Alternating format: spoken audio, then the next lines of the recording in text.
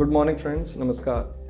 This is Dr. Abhinav Jain. I am working as a consultant in the Department of Urology and Kidney Transplant at Fortis Hospital, Shalimar Bagh. Today, we'll be talking of a surgery which is known as a AV fistula formation, that is arteriovenous fistula formation. What it is, when do we need it, and how it is done.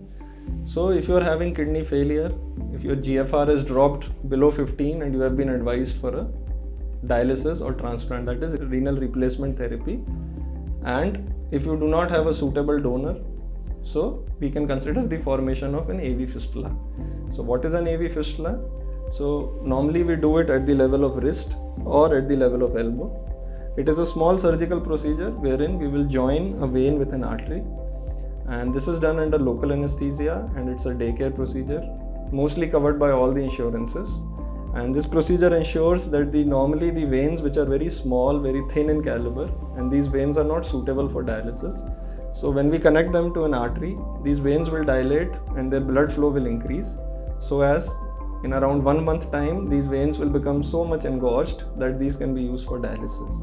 So you all must have seen some patients, some dialysis patients who are roaming around, who have a catheter in their neck or sometimes catheter in their legs. So what are these catheters? These catheters are actually used for dialysis because the veins in the neck and the leg, they are very much dilated and big veins. So these can be directly used for dialysis purpose. But these catheters have a lot of side effects. These can cause infections. These can cause limitation in the mobility. So these are not really advised. And if your kidneys are failing and you have been advised for a transplant or a renal replacement therapy, so we strongly advise that you get a AV fistula constructed, so that once it matures, this can be used for dialysis purpose and your neck and leg can be spared. Thank you.